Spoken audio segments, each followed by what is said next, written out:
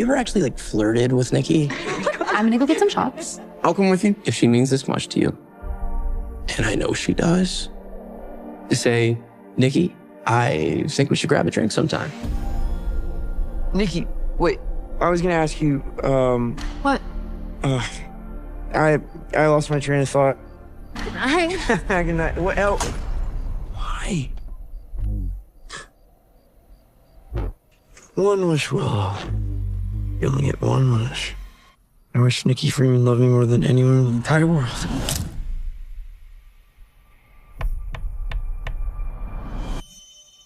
Hey there, this is Edward Douglas of the Weekend Warrior Show. I am once again trying to do another video review of a movie I just came back from seeing, which is Curry Barker's Obsession, which I believe it premiered at TIFF last year. It's Toronto International Film Festival.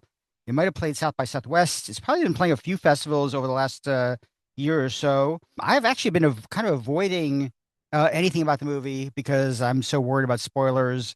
I did see a teaser, so I kind of knew the general premise of it, but I didn't know how crazy it got. I didn't know it would have like humor in it, even though it's not really a horror comedy so much. I mean, there's just funny bits. I'm going to be really careful about spoilers as always. I'm also going to start doing like a print section. So I'll be doing a little bit in print, a little bit in video. So you can choose how you want to find out about the movie. I literally just got back from the screening of this. It opens May 15th, being released by Focus Features. I presume it's going to be pretty wide. I'm actually predicting it's going to be a Monday mystery movie very soon. But let's get into it. So this is from Curry Barker, who I was not familiar with at all. It's a Blumhouse production, although Jason Blum's the executive producer, and I have a feeling it probably got made independently, and then Blumhouse came on to help distribute it. I'm guessing. Let's get to the premise. So it opens with Michael Johnson's Bear. He's kind of like a sad sack loser. He's had a crush on his friend Nikki for many, many years. He's trying to figure out how to go from being in the friend zone to actually like maybe being, boyfriend, girlfriend kind of thing, and dating and blah, blah, and everything comes with it. I could definitely relate to that. I've had that. I've had situations like that where I was madly in love with a female friend who I never was able to go beyond friendship because that's the way I am anyway. Not that it matters anyway. That's me. That's not you. But anyway, we first meet Bear when he's hanging out with his friend Ian, played by Cooper Tomlinson, and he's trying to like figure out what to do and how to ask Nikki to go to the next step. And he's in a diner sitting across from a woman who he is basically like trying his pitch on, and she seems to enjoy it. But his friend Ian thinks it's really sappy, and even so, he still thinks he should do it.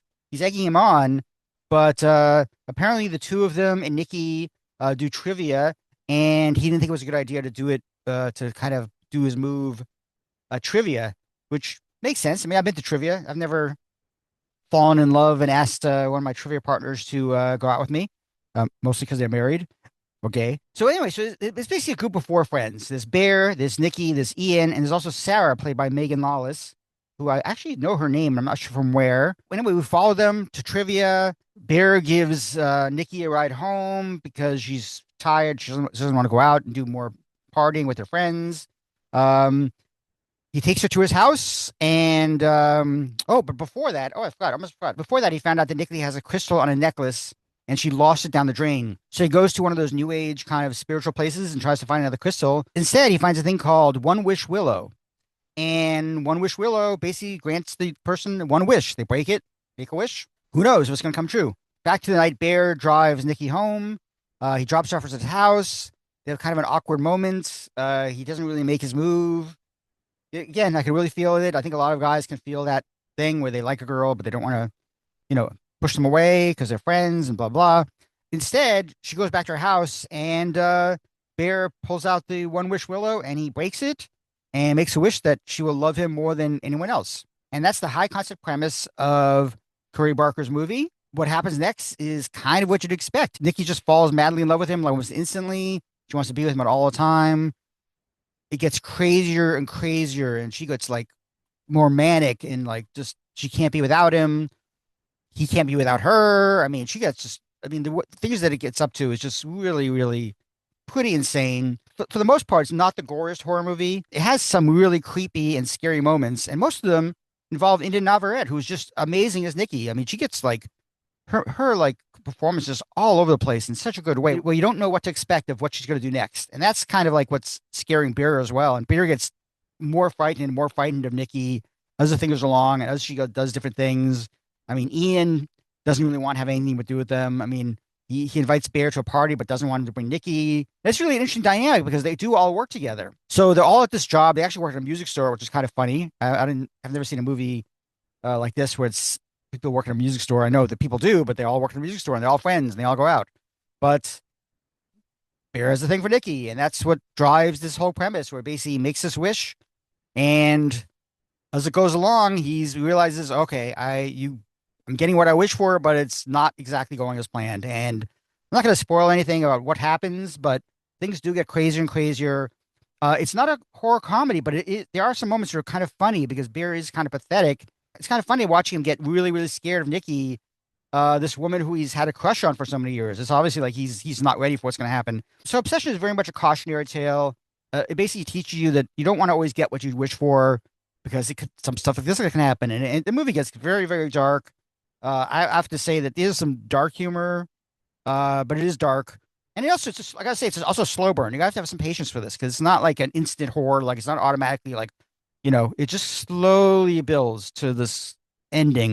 And that's all I'm gonna say about Obsession. I really liked it a lot. I'll probably give it an 8 out of 10. I'm gonna be doing some print stuff in this video review as well, so you can read some of that if you want to just read it instead of like watching this. I can understand perfectly well, but yeah, I'm doing this now. Trying to do things a little differently. I mean, the main thing is I'm recording this right after seeing the movie, which is a lot better than like waiting weeks and weeks and weeks. Because if I wait weeks and weeks and weeks, I will have forgotten everything I liked about the movie. And I did like the movie. I'll probably see it again. I'm really want to see it with a real audience, see reactions, because there are some moments in this movie where people are going to react. We'll see how it goes. We'll see how it goes with the review. I think reviews are already pretty good. I'll see how the cinema score is. I'll talk about it more when it opens, which is May 15th. It's getting wide release by Focus Features. And that's it. Obsession. Recommended. 8 out of 10. I love you so much. A love only the branch of a willow tree could conjure. It's weird how you two are dating all of a sudden. Like super dating. I think Nikki is going through something. Like what? Is she okay? No. Jeez, what kind of spells you put on her?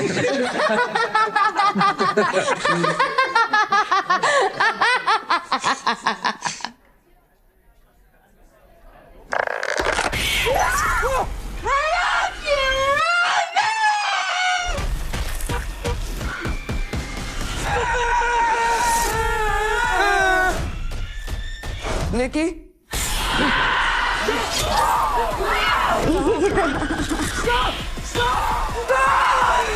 I love you. I love you. I love you. I love you! I was calling to see if there's a way I can cancel a wish. I'm sorry, we don't really do that. So she's just stuck like this forever? Well, yeah, I mean, as long as you live. As long as I live.